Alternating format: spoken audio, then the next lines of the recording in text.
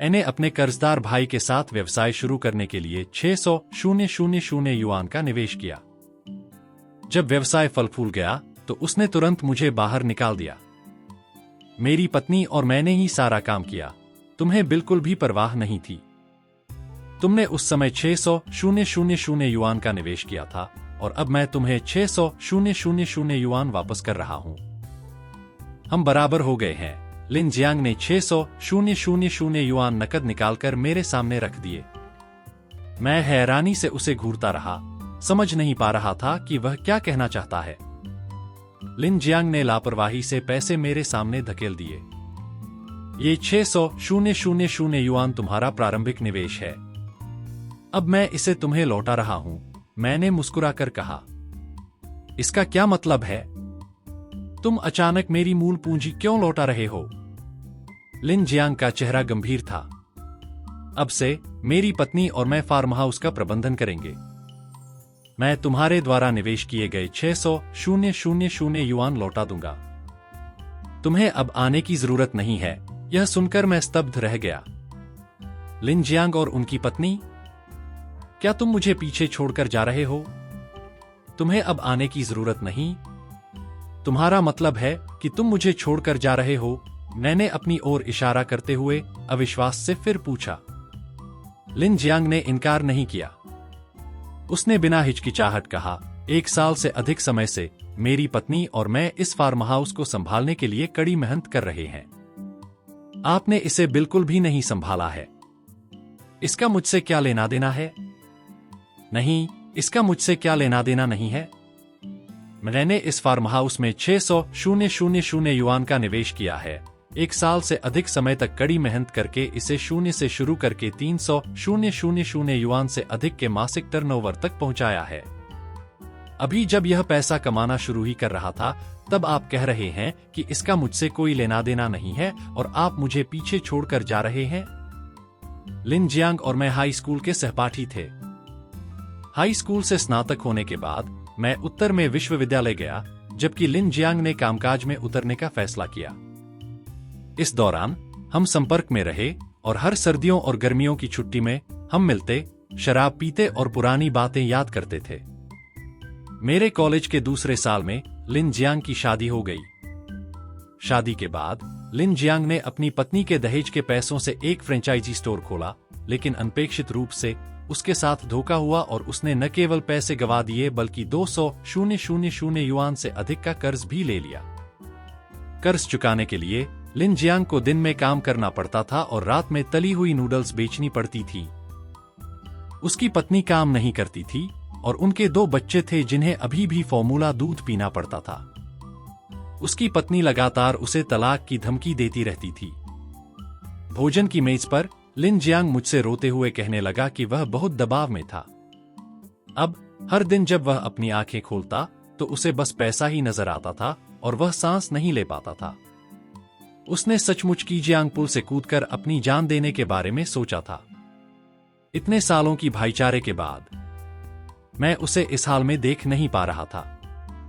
मैंने उसकी इस मूर्खता से उसे बाहर निकालने में मदद करने का फैसला किया, लेकिन मैंने कभी नहीं सोचा था कि एक भयानक स्थिति से मेरी दयालुता से बचाने के बाद वह मेरे साथ ऐसा करेगा। लिन जियांग, क्या तुम नशे में हो या तुम्हारा दिमाग खराब हो गया है?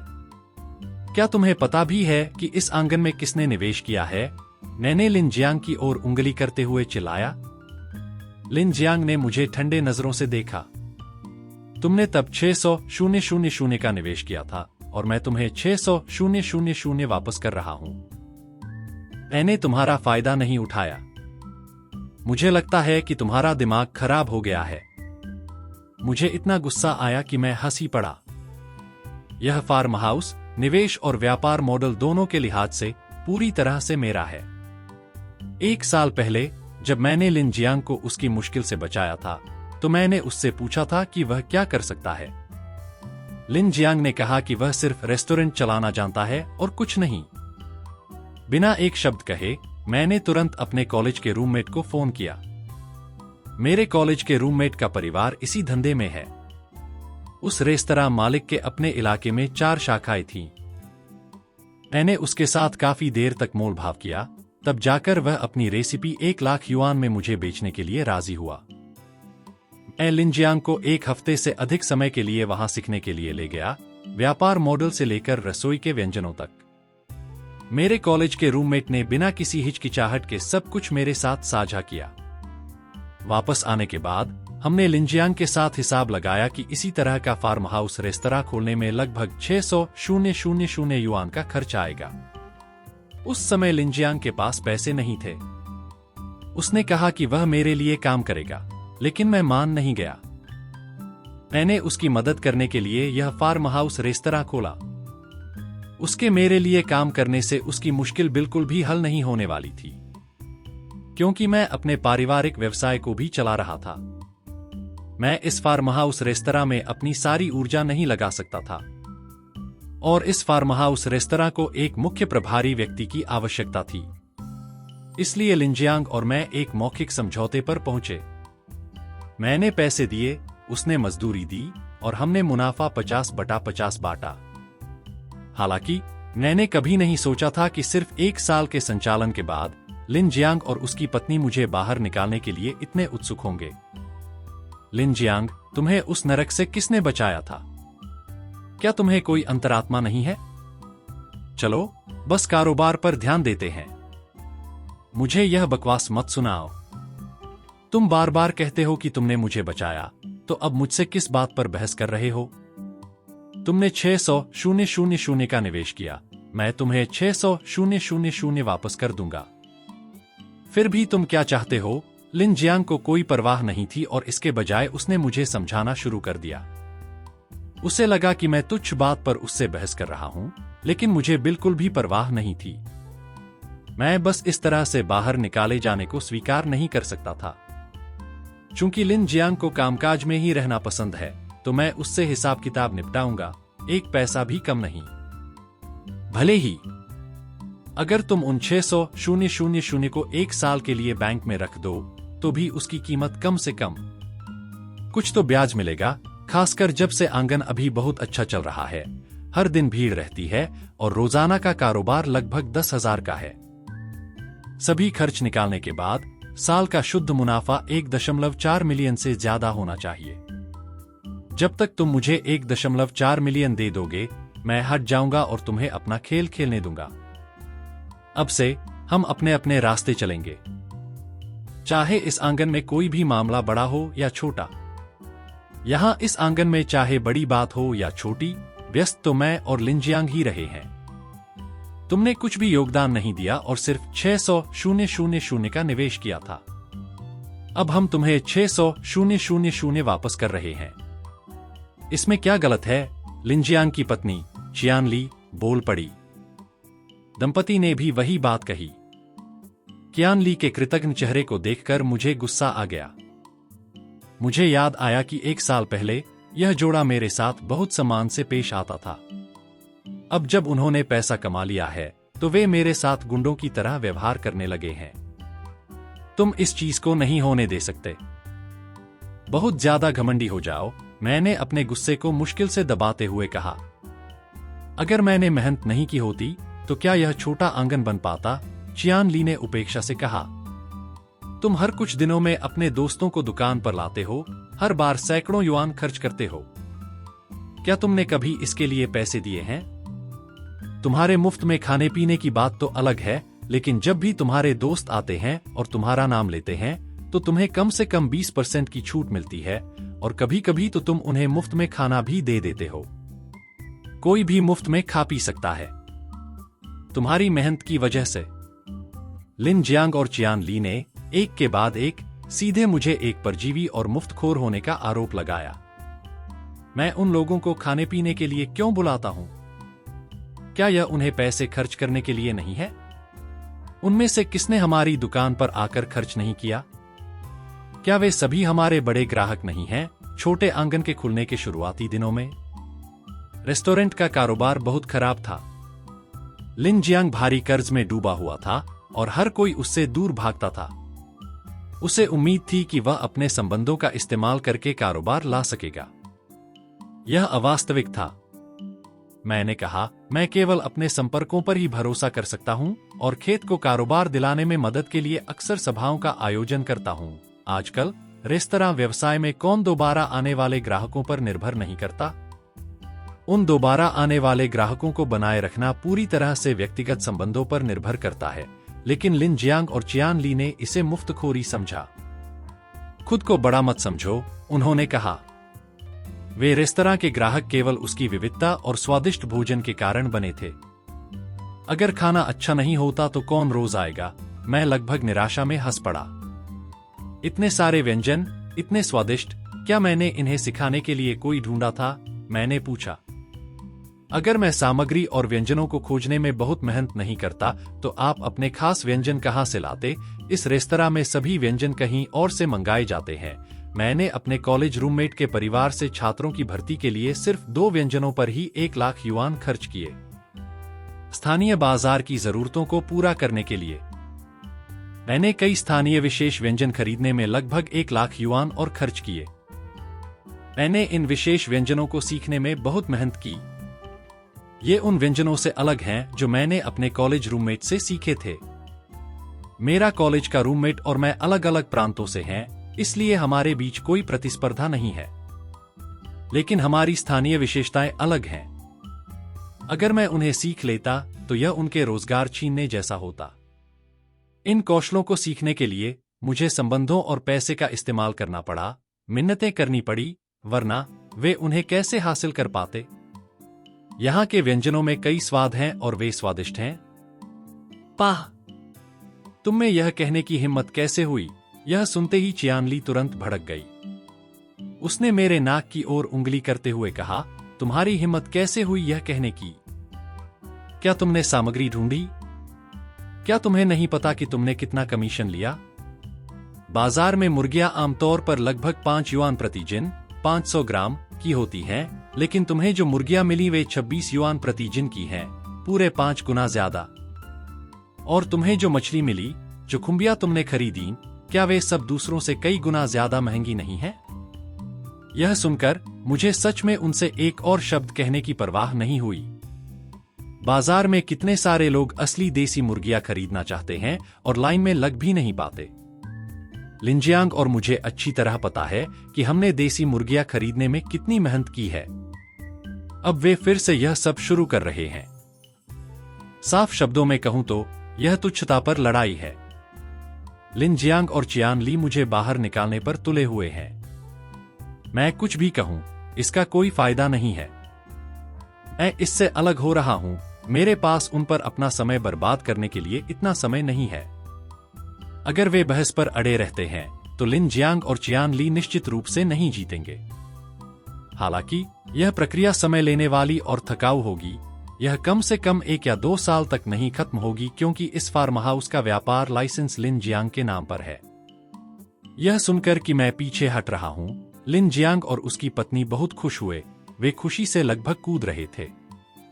कुछ लोग हैं जिन्हें आप इज्जत नहीं दे सकते, वे तभी उसकी कद्र करना सीखते हैं जब उनके मुंह पर थप्पड़ पड़ता है। जब मैंने पीछे हटने का फैसला किया, लिन जियांग की पत्नी व्यंग्य करना नहीं भूली। मैंने उससे कहा कि जल्दी से पैसे लेकर निकल जाए, हमारे काम में देरी न करे। उनके चेहरे देखो। मुझे तो उन्हें भूखे मरने के लिए छोड़ देना चाहिए था। ये 600,000 मेरा पूंजी है। क्या मुझे पिछले साल के मुनाफे में से अपनी हिस्सेदारी नहीं मिलनी चाहिए? मेरी आवाज अचानक रुक गई। कौन से मुनाफे? तुमने कुछ दिया ही नहीं तो मैं तुम्हें मुनाफा क्यों दूं? चियान ली का चेहरा अचानक बदल गया और वह गुस्से से चिल्लाया। लिन जियांग का चेहरा भी उतना ही भद्दा था, लेकिन वह चियान ली जितना गैरवाजिब नहीं था। इसके बजाय उसने अचानक भावनात्मक कार्ड खेलने की कोशिश की। हम भाई हैं। इस 600,000 को तुम्हारा कर्ज मान लो और मैं तुम्हें अब वापस चुका रहा हूं। लिन जियांग के बोल खत्म करने से पहले ही मैंने सीधे उसकी बात काट दी। तुम कौन होते हो भाई? तुम खुद को क्या समझते हो? मैं तुम्हें पैसे क्यों उधार दूं? मेरी तीखी प्रतिक्रिया से लिन जियांग का चेहरा लाल हो गया। स्थान, नवीनीकरण, रसोई का मेन्यू और सामग्री, इनमें से कौन सी चीज मेरी जिम्मेदारी नहीं थी? तुम शिकायत कर रहे हो? क्या इसे तुम योगदान न देना कहते हो? मैंने लिन जियांग को घूरते हुए गहरी आवाज में पूछा। लिन जियांग की बोलती बंद हो गई। हालांकि चियान ली ने जिद पकड़ी, मैं तो इस नवीनीकरण के बारे में लगभग भूल ही गई थी। तुमने कितने पैसे हड़प लिए? मेरा चचेरा भाई नवीनीकरण का काम करता है। पिछली बार जब उसने हमारे रेस्तरां में खाना खाया था तो नवीनीकरण की लागत अधिकतम 200,000 युआन थी, और तुम हमें बता रहे हो कि इसमें 300,000 युआन से ज्यादा खर्च हुआ। तुम तो हद ही कर रहे हो। यह सुनकर मैं दंग रह गया। यह खेत 1200 वर्ग मीटर से ज्यादा का है, और मैंने नवीनीकरण पर 300,000 युआन से अधिक खर्च किए। वह इसे बहुत ज्यादा कहता है। अब उससे बात करना सुअरों के सामने मोती फेंकने जैसा है। मैं तुम दोनों पर और शब्द बर्बाद नहीं करने वाला हूं। मुझे पिछले 50/50 विभाजन से 620,000 युआन मिलना चाहिए था। मैंने निर्णायक रूप से वह वित्तीय विवरण निकाला जो वित्त विभाग ने मुझे दिया था। लिन जियांग और चियान ली कुछ कहना चाहते थे, लेकिन मैंने उन्हें मौका नहीं दिया। और जो 68,000 युआन तुम मुझसे उधार लेते हो, कुल मिलाकर तुम पर 688,000 युआन का कर्ज है। अगर तुम्हें पैसे मिल गए तो मैं तुरंत चला जाऊंगा, अन्यथा हम में से कोई भी इस जगह पर नहीं रहेगा। मैंने लिन जियांग को ठंडे नजरों से घूरा। लिन जियांग मेरे गुस्से को अच्छी तरह जानता था। एक बार मैंने कुछ कठोर कहा तो मामला पक्का हो जाता था। चियान ली असहमत था, लेकिन लिन जियांग दाव लगाने की हिम्मत नहीं कर सका। उसने चियान ली को पीछे खींच लिया। लंबी बहस के बाद उन्हें अंततः बाकी बची रकम मुझे ट्रांसफर करनी पड़ी। उस जगह से निकलने के बाद मैंने लिन जियांग को एक सबक सिखाने का फैसला किया। मैं इस जगह से तंग आ चुका था। वे दोनों कृतघ्न इससे बच नहीं पाएंगे। मैं चाहता था कि लिन जियांग खुद देखे वह अपने शिखर से कैसे खाई में गिरता है। दुर्भाग्य से इससे पहले कि मैं कोई कदम उठा पाता, लिन जियांग ने पहले ही हमला कर दिया। बॉस झाओ, आपने अचानक सहयोग क्यों रद्द कर दिया? मुक्तपालन मुर्गियां बेचने वाले श्री सोंग ने मुझे फोन किया। श्री सोंग मेरे हाई स्कूल के सहपाठी के चचेरे भाई हैं, और मैं उन्हें लिन जियांग में भी जानता हूं। असली फ्री रेंज मुर्गियां पालने के लिए श्री सोंग ने विशेष रूप से एक बाग पट्टे पर लिया है। उनकी फ्री रेंज मुर्गियां पूरी तरह से प्राकृतिक हैं और उनका विकास चक्र 150 से 180 दिनों या 5 से 6 महीने का होता है। इसीलिए कीमत 5 गुना ज्यादा है। जिस तरह की मुर्गी का जिक्र चियान ली ने किया, जिसकी कीमत 5 युआन प्रति किलोग्राम है, वह सिर्फ साधारण ब्रॉयलर मुर्गी है जिसे 30 से 45 दिनों में पाला जा सकता है। 5 या 6 पाउंड तक बढ़ने के बाद जब उन्हें भूनते हैं तो वे पानी पानी हो जाती हैं और उनका स्वाद सूती रुई चबाने जैसा होता है। मुझे माफ करना श्री सोंग, मैं पहले ही आपके छोटे से आंगन के काम से हट चुका हूं। आपका आंगन तो काफी अच्छा चल रहा है, फिर पीछे क्यों हटे? मेरी ऊर्जा सीमित है। मैंने नहीं कहा कि मुझे बाहर निकाल दिया गया, यह सुनने में अच्छा नहीं लगेगा। किसान व्यापारिक जिला शुरू से ही बहुत बड़ा नहीं है। यह 3 दिनों में ही सब जगह फैल जाएगा। इससे लिन जियांग को कोई नुकसान नहीं होगा, बल्कि मेरा मजाक उड़ाया जाएगा। चूंकि मामला ऐसा है, मैं अब आपके आंगने को और सप्लाई नहीं करूंगा। श्री झाओ, यह मत कहिए कि मैं अच्छा दोस्त नहीं हूं। श्री सोंग को फोन काटते ही मुझे दूसरे सप्लायर्स के फोन आने लगे, जिनमें से ज्यादातर लिन जियांग से थे। उन्होंने सहयोग समाप्त करने की घोषणा की और तुरंत सभी सप्लायर्स को बदल दिया। उनका यह आत्मविनाशकारी व्यवहार देखकर मैं हंसने से खुद को रोक नहीं सका। बॉस झाओ, आपकी तरफ से क्या स्थिति है? मुझे कहो कि मेरी मछली की कीमतें बहुत ज्यादा हैं। मुझसे कहो कि मैं उन्हें 7 युआन प्रति जिन कर दूं, वरना हम सहयोग बंद कर देंगे। मछली वाला बूढ़ा चेन सबसे आखिर में मुझे फोन करने वाला था। जब मुझे उसका फोन आया तो मुझे पता चल गया कि लिन जियांग का काम तमाम हो गया है। मैंने कहा कि मैं हट रहा हूं। बुजुर्ग चेन कुछ बड़बड़ाए बिना नहीं रह सके। मुझे लगता है कि वह एक मूर्ख है। अगर किशन ब्लैकफिश बाजार में मुझसे कम कीमत कोई और देगा तो मैं अपना सरनेम बदलकर उनका रख लूंगा, बुजुर्ग चेन गुस्से में बोले। वह अतिशयोक्ति नहीं कर रहे थे। यह मछुआरा लगभग 40 वर्षों से मछली पाल रहा था और अब उसकी संपत्ति 100 मिलियन युआन से अधिक थी। असली किशन ब्लैकफिश पालने के लिए बूढ़े चेन ने किजियांग नदी के ऊपरी हिस्से के 10 किलोमीटर के क्षेत्र का ठेका लिया था और ब्लैकफिश की गुणवत्ता के लिए ही किनारे पर 100 एकड़ से अधिक भूमि पट्टे पर भी ली थी। यही कारण था कि उसकी ब्लैकफिश का मांस इतना कोमल था। इसका स्वाद गाढ़ा और स्वादिष्ट होता है, मछली के तालाबों में पाले जाने वाले सूखे बोनेटो जैसा नहीं।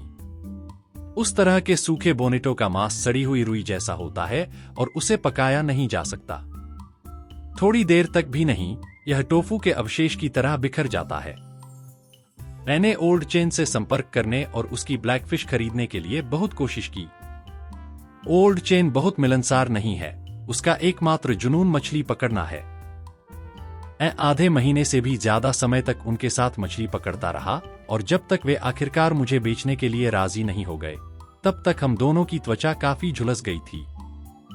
लिनजियांग से फ्री रेंज चिकन और किसान ब्लैकफिश वापस लेना आंगन के लिए 2 नौकरी के विज्ञापनों को रद्द करने जैसा है। धीमी आंच पर पकाया हुआ चिकन और गाढ़ी चटनी में धीमी आंच पर पकाया गया मछली मेरे कॉलेज के रूममेट के खास व्यंजन हैं। इनमें से एक पकवान को पकाने में लंबा समय लगता है। रोस्ट करने में धीमी आंच पर लंबे समय तक पकने की जरूरत होती है, इसलिए यह सामग्री की गुणवत्ता की अच्छी तरह से परख करता है। लिनजियांग ने सामग्री के सप्लायर बदल दिए क्योंकि मैं जो सामग्री इस्तेमाल करता था वह काफी महंगी थी। उसने मुझे यह पहले भी 1 से ज्यादा बार बताया था।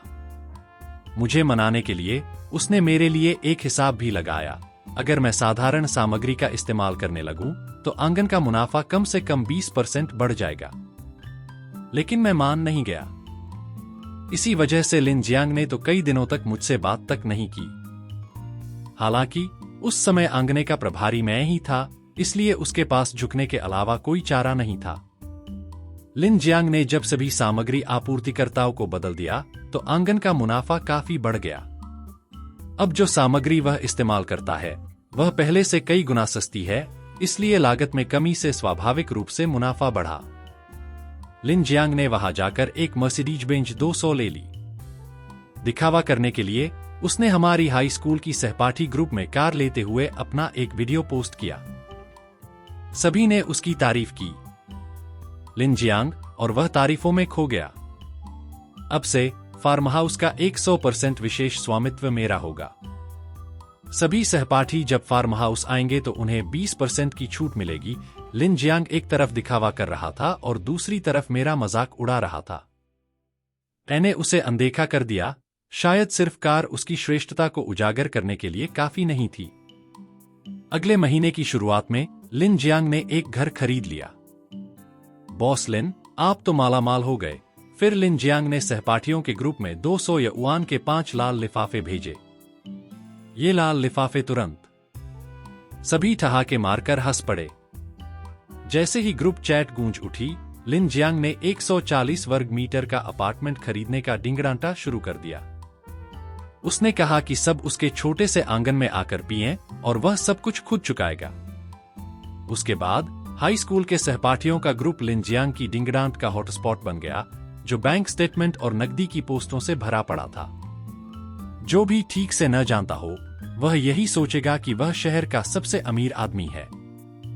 मुझे पता था कि वह जानबूझकर ऐसा कर रहा था। वह यह साबित करना चाहता था कि वह सही था। दुर्भाग्य से उसकी अच्छी किस्मत ज्यादा देर तक नहीं चली। बॉस झाओ, इस फार्म हाउस आंगन में क्या हो रहा है? मैं अपना ड्रिंक क्यों नहीं ला सकता? मैं सिगरेट और शराब बेचता हूं। अगर आप मुझे ग्राहकों को चखने के लिए ड्रिंक लाने नहीं देंगे, तो शराब बेचने का क्या फायदा? शाम करीब 6 बजे मुझे मिला। एक पूर्व ग्राहक ने मुझे फोन किया। श्री ली, मुझे बहुत खेद है। मैंने छोटे आंगन से अपना निवेश वापस ले लिया है। मुझे नहीं पता कि नियम कब बदले गए। वह व्यक्ति जिसने मुझे फोन किया वह श्री ली थे, जो सिगरेट और शराब बेचते हैं। वह छोटे आंगन के एक नियमित ग्राहक हैं। फोन पर उन्हें गुस्सा होते सुनकर मैं पहले तो बस माफी ही मांग सकता था। श्रीली, कृपया 1 मिनट रुकिए, मैं अभी फोन करके पूछता हूं। मैंने बेतरतीब ढंग से लिन जियांग को फोन किया। मैंने लगातार 3 बार फोन किया, लेकिन चौथी बार तक उसने जवाब नहीं दिया। क्या बात है? हमेशा सिगरेट और शराब की दुकान वाले श्री ली ही क्यों होते हैं? वह आज अपने खुद के वाइन का प्रचार करने ग्राहक लेकर आए थे। कृपया छोटे आंगन से बात करें और आज उन्हें अपनी ही शराब इस्तेमाल करने दें, मैंने लिन जियांग को धैर्यपूर्वक समझाया। सुनने के बाद लिन जियांग ने बहुत ठंडेपन से जवाब दिया। मुझे बहुत गुस्सा आया जब मैंने लिन जियांग को बताया कि आंगन में अब अपना पेय लाना मना है, लेकिन मैंने उसे धैर्यपूर्वक समझाया कि श्रीली शराब बेचने वाले हैं और वे अपने पेय का प्रचार करने के लिए यह आयोजन कर रहे थे। उनके मेहमान जल्द ही आने वाले थे, इसलिए मैंने उनसे थोड़ी ढील देने के लिए कहा, क्योंकि वे एक नियमित ग्राहक थे और महीने में 20 से अधिक दिन वहीं खाते थे। इससे पहले कि मैं अपनी बात खत्म कर पाता, लिन जियांग ने अधीरता से मुझे बीच में टोकते हुए कहा, आंगन का नियम है कि बाहर की ड्रिंक नहीं ला सकते।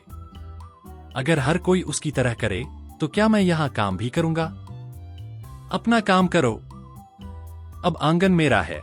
मुझ पर चिल्लाने के बाद लिन जियांग ने फोन काट दिया। मुझे इतना गुस्सा आया कि मैं गालियां बकने लगा। मैंने इतना बड़ा बेवकूफ कभी नहीं देखा था। उसने मिस्टर ली जैसे इतने कीमती ग्राहक के साथ भी ऐसा किया। मुझे नहीं पता कि अगर आप यथास्थिति बनाए नहीं रखते तो आप व्यापार कैसे कर सकते हैं। जब फार्म पहली बार खुला था तो हम इतने श्रीली के संरक्षण के लिए हम बहुत आभारी थे।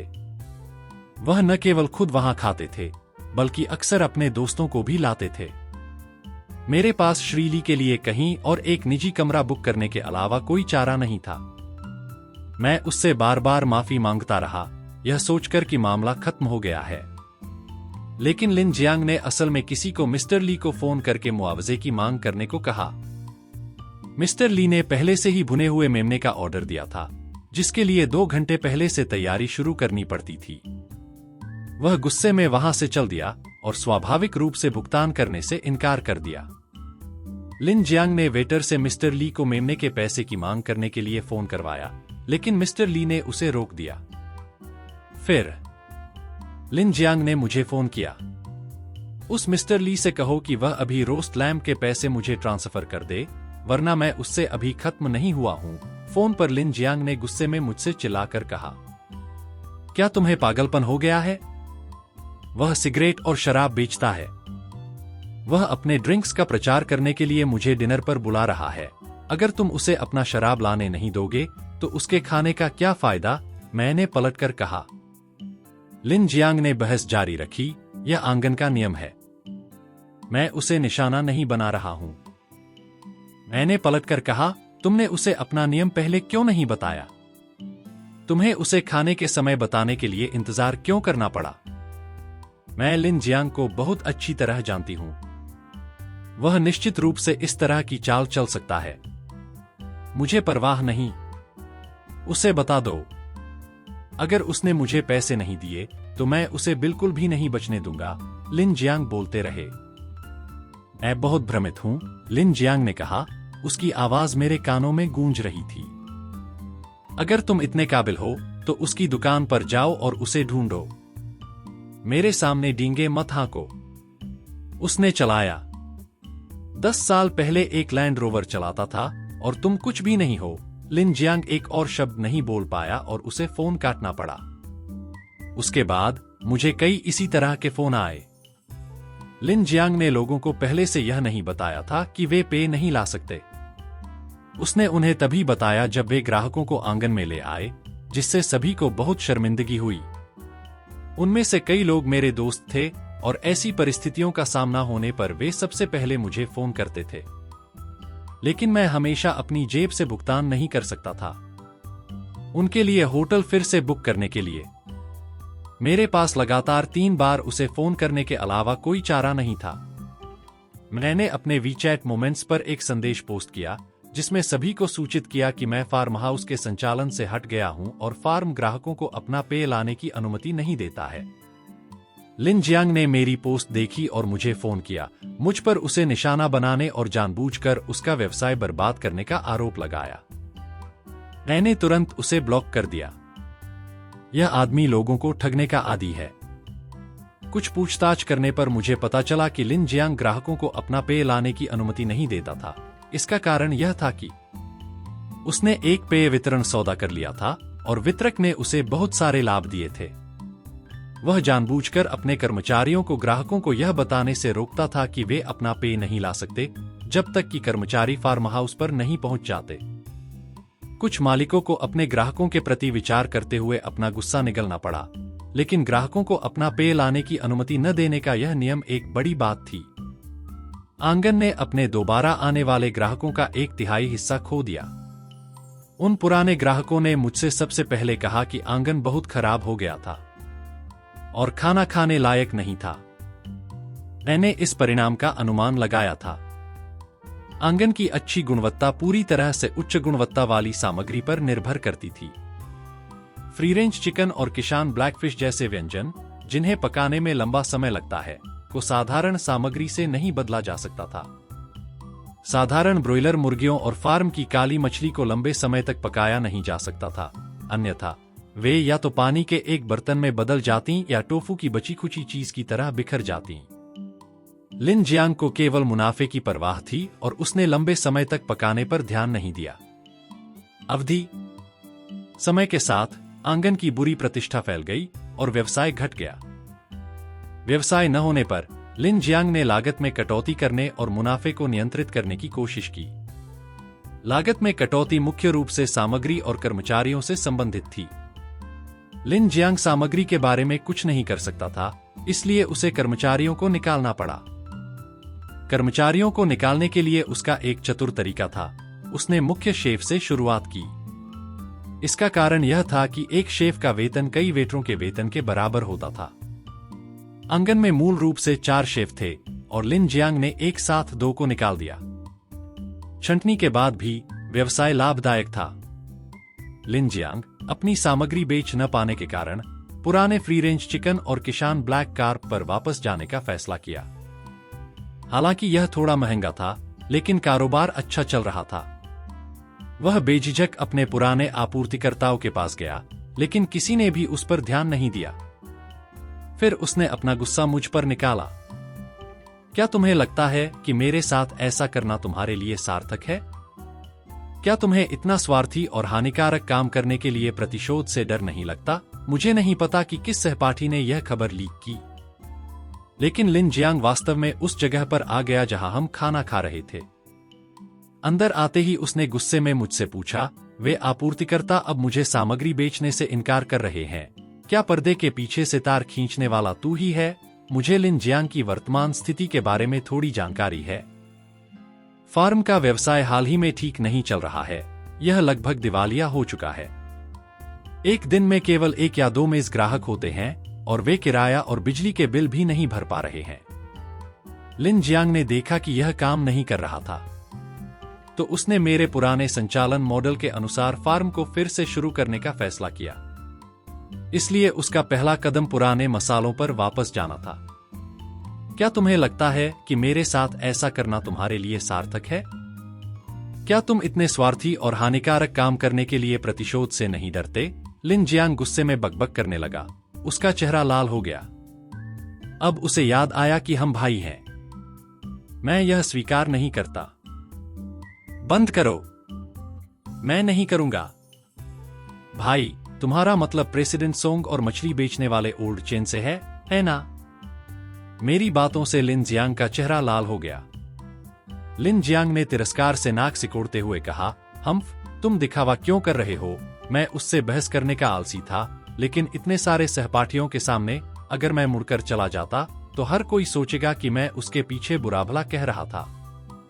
लिन जियांग की जुबान तो मरी को भी जिंदा कर सकती थी, इसलिए मुझे अपनी बात समझानी पड़ी। मैं अभी ओल्ड चेन को स्पीकर फोन पर कॉल करता हूं और सबको खुद ही तय करने देता हूं कि मैं घमंडी हो रहा हूं या नहीं। मैंने अपना फोन निकाला और सबके सामने ओल्ड चेन का नंबर डायल किया। ओल्ड चेन ने लगभग तुरंत ही फोन उठा लिया। अरे शियाओ झाओ, बहुत दिन हो गए मिले। तुम्हें मुझसे बात करने का ख्याल कैसे आया? दूसरी तरफ से ओल्ड चेन की आवाज आई। बहुत दिन हो गए बॉस चेन। क्या बॉस चेन की मछली खाना है? वो तो आसान है, अपना पता दे दो, मैं कल किसी को भेजकर तुम्हारे पास भेजवा दूंगा। तुम जितनी चाहो उतनी ले सकते हो, पेट भरने के लिए पूरी तरह से काफी। मैं मुख्य बात पर आने से पहले कुछ और मिनटों तक ओल्ड चेन से बात करता रहा। क्या उस फार्म पर मेरे साथी ने आपसे मछली खरीदी थी? जैसे ही मैंने बात खत्म की, ओल्ड चेन की आवाज अचानक गंभीर हो गई। उठो और घमंड दिखाओ। अगर तुम्हें मछली चाहिए तो मैं तुम्हें जितनी चाहिए भेज दूंगा, लेकिन अगर तुम उसकी वकालत करोगे तो भूल जाओ। मैं फोन पर ओल्ड चेन का गुस्सा महसूस कर सकता था। ओल्ड चेन को यह कहते सुनकर बाकी सहपाठी एक दूसरे को देखने लगे। लिन जियांग ने भी अनजाने में ही उससे दूरी बनाना शुरू कर दिया। ओल्ड चेन, मैं सच में उसकी पैरवी नहीं कर रहा हूं। मैं तुम दोनों से पूछ रहा हूं कि क्या हुआ। तुम इतने गुस्से में क्यों हो? ओल्ड चेन आमतौर पर सभी के प्रति बहुत दयालु होते हैं। आप कोई भी हो, वह बहुत विनम्र रहते हैं। हालांकि उनकी संपत्ति 100 मिलियन से अधिक है, उनमें बिल्कुल भी घमंड नहीं है। मैंने उन्हें इतना गुस्से में पहली बार देखा है। उस हरामी का नाम मुझसे मत लेना। बस उसका नाम लेने से ही मुझे गुस्सा आ जाता है। लिन जियांग मेरे पीछे था।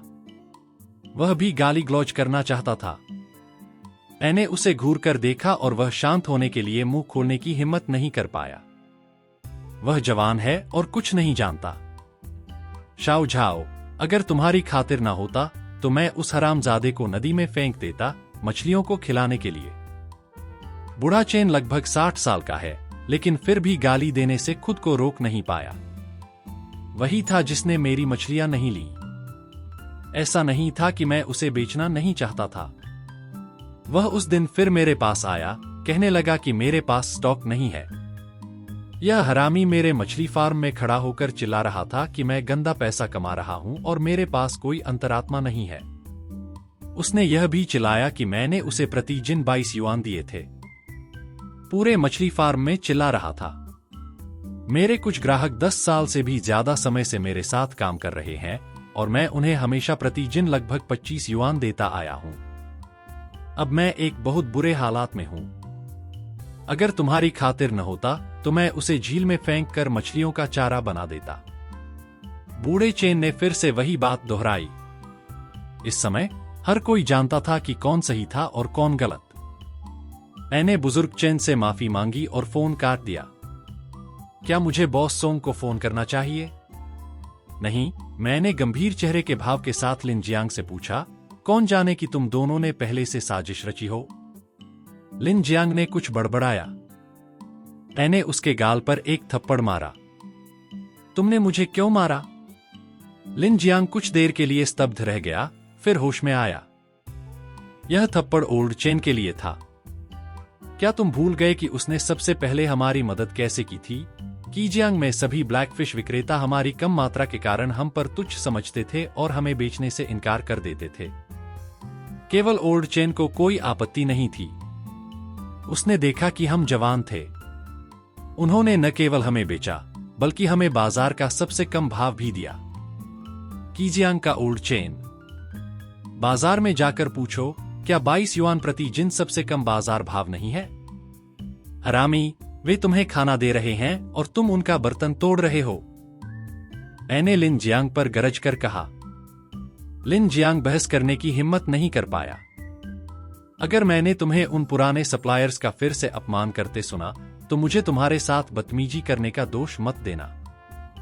बुजुर्ग चेन का तो सवाल ही नहीं उठता था।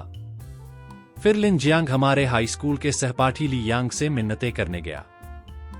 चिकन और मछली मूल रूप से शियाओ युआन के खास व्यंजन थे। चूंकि मछली का सवाल ही नहीं उठता था, इसलिए वह मुक्त पालन वाले मुर्गे को बिल्कुल भी छोड़ नहीं सकता था। लिन जियांग ने काफी देर तक बाजार में खोज की। सब कुछ विचार करने के बाद भी उसे लगा कि सोंग जोंग का फ्री रेंज चिकन खरीदना सबसे किफायती है। पहला, कीमत सस्ती थी और दूसरा, यह असली था और गुणवत्ता की कोई समस्या नहीं थी। उसने सोंग जोंग को फोन किया और सोंग जोंग ने उसे बताया कि स्टॉक नहीं है। लिन जियांग हार नहीं मान रहा था और उसने ली यांग को रात के खाने पर बुलाने के लिए शराब की 2 बोतलें खरीदी। ली यांग और सोंग जोंग चचेरे भाई थे। रात के खाने के बाद लिन जियांग ली यांग को एक बार में ले गया और पूरी रात नाचा, जिसमें उसने बहुत सारा पैसा खर्च किया। अगले दिन भी जवाब वही था, स्टॉक नहीं है। वह आगबूला हो गया और उसे लगा कि ली यांग ने उसे धोखा दिया है। वह और ली यांग ग्रुप चैट में बहस करने लगे। ली यांग, तुम कमीने, तुमने छाती ठोककर गारंटी दी थी कि कोई दिक्कत नहीं होगी। अब जब सौदा नहीं हुआ तो बेहतर होगा कि तुम उस रात जो कुछ भी खाया पिया था वह सब उगल दो। फिर लिन जियांग ने उस रात का बिल ग्रुप चैट में पोस्ट किया। दोनों रेस्तरां और बार का कुल बिल 20,000 युआन से अधिक था। ली यांग ने न केवल उसे पैसे नहीं दिए, बल्कि उसने उसके द्वारा किए गए सभी संदिग्ध कामों का भी भंडाफोड़ कर दिया। लिन जियांग, तुम शर्मिंदा कुत्ते! झाओ काइक्सुआन को तुम पर तरस आया और उसने तुम्हारे व्यवसाय में मदद के लिए 600,000 युआन भी दिए और तुमने बेरहमी से उसे बाहर निकाल दिया और उसका फार्म हाउस अपने नाम कर लिया। जैसे ही ये शब्द बोले गए, ग्रुप चैट में हड़कंप मच गया। लिन जियांग भी गुस्से में आ गया। क्या झाओ काइक्सुआन ने तुम्हें यह बताया? ली यांग ने तुरंत 60 सेकंड का वॉइस मैसेज पोस्ट किया। दूसरों पर कीचड़ उछालना बंद करो। झाओ काइक्सुआन ने तुम्हारे बारे में एक भी बुरा शब्द नहीं कहा। ये सब मेरे चचेरे भाई ने कहा है। पूरा किसान व्यापारिक जिला इतना बड़ा है। तुम्हारे बुरे कामों की खबर पहले ही फैल चुकी है। ए नकबेल, तुम बस बंद होने और दिवालिया होने का इंतजार करो। 1 महीने से थोड़ा ज्यादा बाद लिन जियांग और ज्यादा टिक नहीं पाया।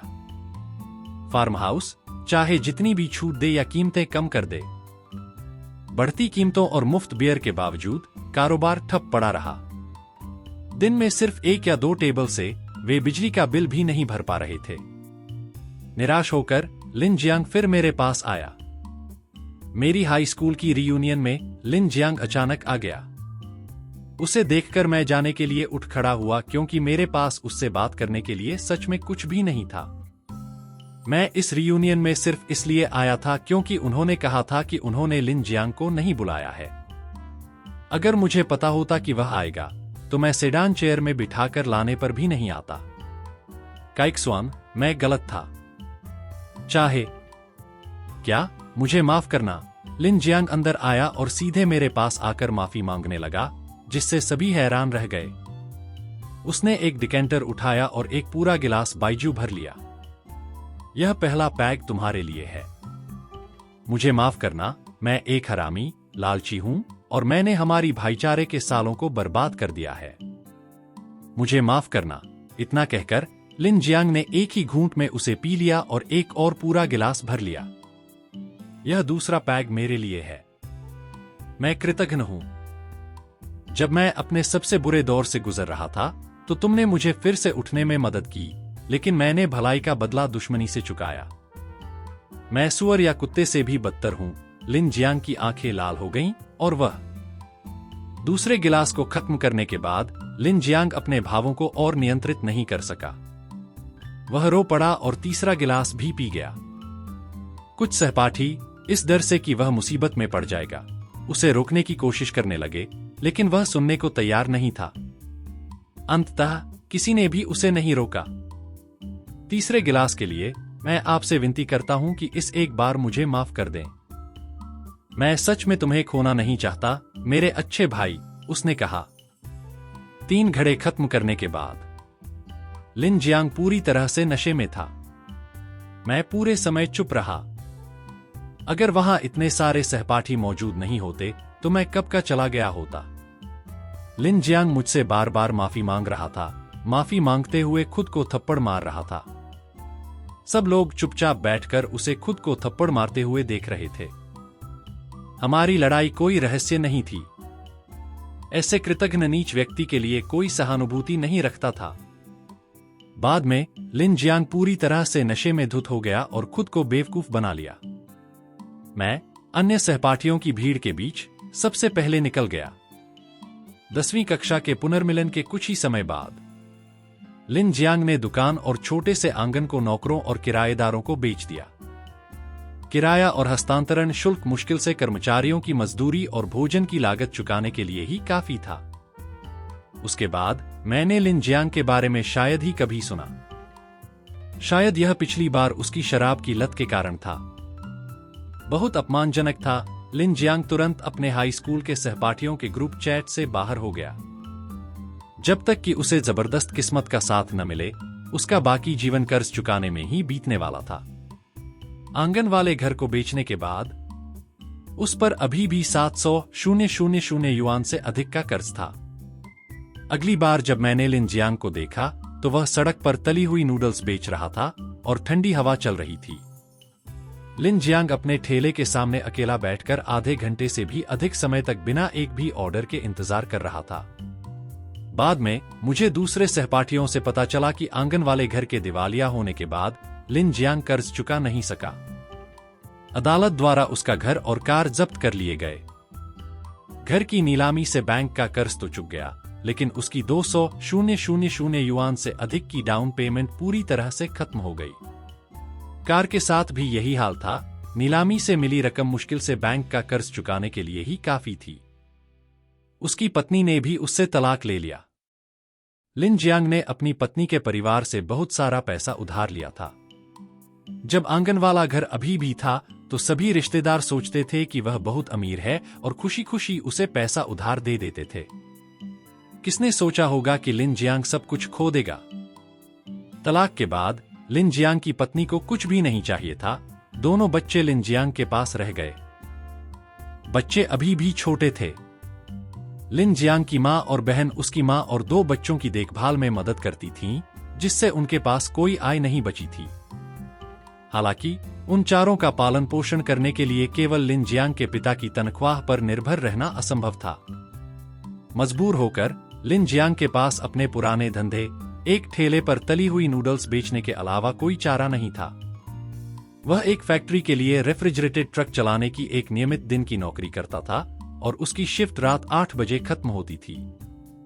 काम के बाद वह रात 9 बजे से सुबह 2 बजे तक तली हुई नूडल्स बेचता था।